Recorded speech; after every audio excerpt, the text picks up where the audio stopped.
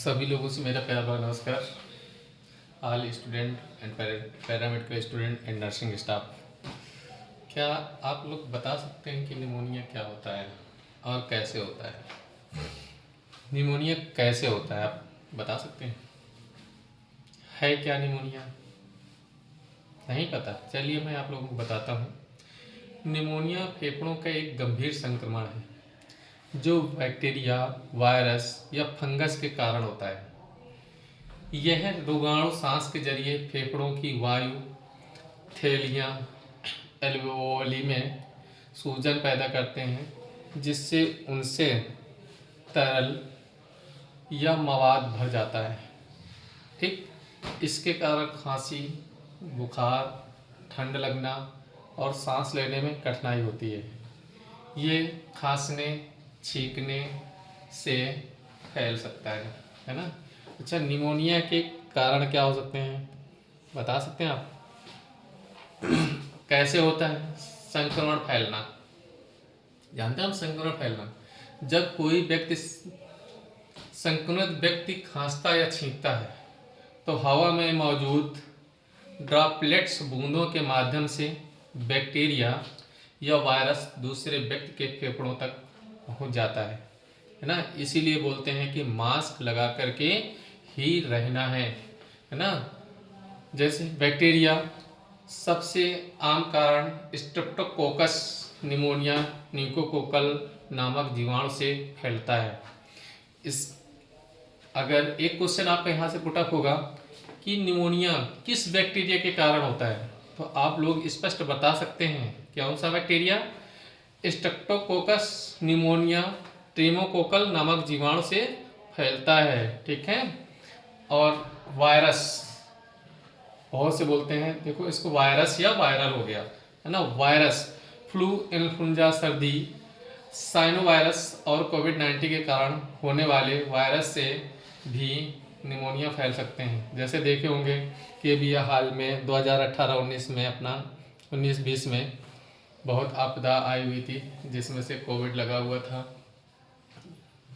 Covid time पे तो उस समय देखते थे कि एक दूसरे को छूते नहीं थे, ना बाप बेटे को छूता था, ना बेटा बाप को छूता था। अगर बाप मर जा रहा है तो बेटा भी लाश लेके नहीं जा रहा है, और बेटा मर जा रहा है तो बाप लेकर नहीं जा रहा है।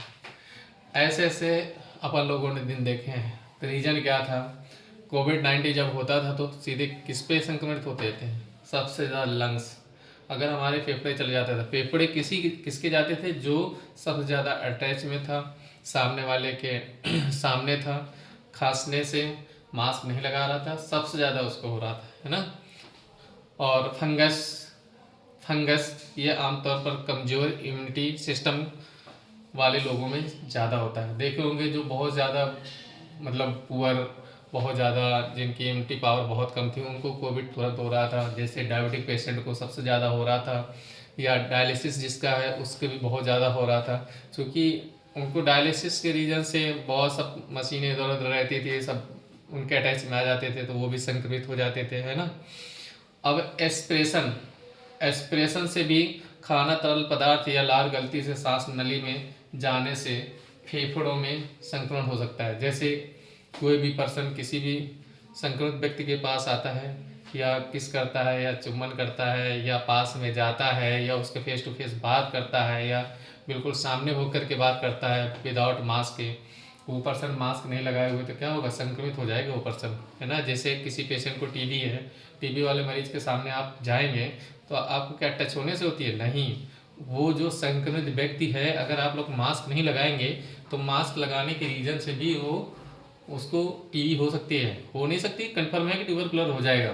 अगर कहीं एमआरडी वाला पेशेंट चला गया, एमडी वाला पेशेंट अगर हुआ, अगर उसके पास में आए ना, तो एक कमरे में अगर 75 लोग बंद हैं तो वो 75 लोग भी मार दिए जाते हैं।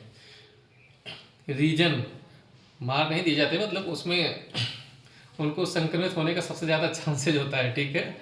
जैसे अपने यहाँ अपने देश में तो नहीं ऐसा है, लेकिन अदर देशों में, जैसे चाइना है अपना, चीन, अगर किसी भी पर्सन को एमडीआर टीबी हो गया तो उसको क्या करते हैं? ऐसे मरीजों को वो बिल्कुल जान से मरवा देते हैं, कुचल देते हैं कि अपना जो है दूसरा पर्सन उसमें संक्रमित ना हो पाए। ठीक है। जोखिम, अच्छा, इससे निमोनिया से जोखिम क्या क्या हो सकते हैं? क्या आप लोगों को पता है? निमोनिया से 5 साल से कम उम्र के बच्चे और 65 साल से अधिक उम्र के बुजुर्ग पर्सन को सबसे ज़्यादा निमोनिया होने के खतरा रहते हैं, क्योंकि इनके लंग्स कोलैप्स होने के सबसे ज़्यादा चांसेस होते हैं, है ना। कमज़ोर इम्यूनिटी, जिसे कुपोषण, HIV के कारण वाले रोग भी होते हैं। अस्थमा, सिस्टिक फाइब्रोसिस या फेफड़ों की पुरानी बीमारी से ग्रसित व्यक्ति को भी हो सकती है ना। ये होते हैं। और लक्षण, इसके लक्षण क्या हैं आप बता सकते हैं? कैसे पहचानेंगे इसको? हम सबसे अच्छा सरल आपको उपाय बता रहे हैं, सबसे अच्छा पहचानने की बता रहे हैं। किसी अगर पर्सन को हरे, पीले या खून वाले बलगम के साथ खांसी आती है, ठीक है, तेज बुखार और कपकपी, सांस फूलना या सांस लेने में तकलीफ, थकान, कमजोरी और भूख कम लगना, वजन कम होना, है ना। अब इसके बचाव क्या क्या है, कैसे आप बचेंगे और उपचार क्या है?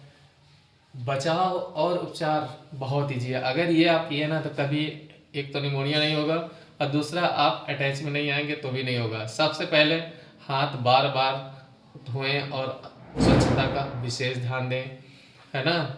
निमोनिया से बचाव के लिए टीका, वैक्सीन लगवाएं।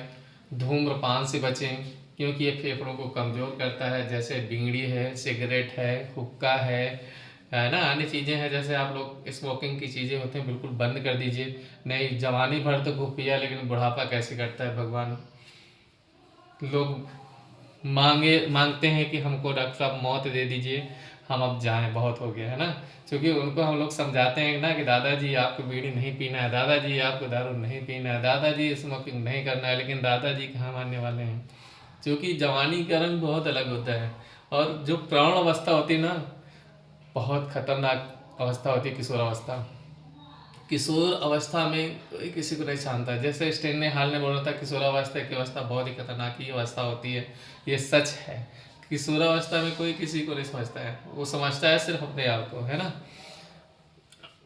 धूम्रपान से बचें क्योंकि ये फेफड़ों को कमज़ोर करता है। उपचार में एंटीबायोटिक जीवाणु संक्रमण के लिए और एंटीवायरल दवाएं वायरल संक्रमण के लिए शामिल हो सकती हैं, है ना। ये सारी चीज़ें लें। और अगर कुछ भी अगर आपको समझ में नहीं आता है तो आप कमेंट्स कर सकते हैं। मेरा मोबाइल नंबर है 8354941186। किसी भी तरह की परेशानी है, मेडिकल से किसी भी तरह की दिक्कत हो रही है, किसी भी तरह की असुविधा हो रही है, मुझसे आप संपर्क कर सकते हैं। मैं आपकी बराबर हेल्प करूँगा, है ना। Thank you very much. Bye bye student.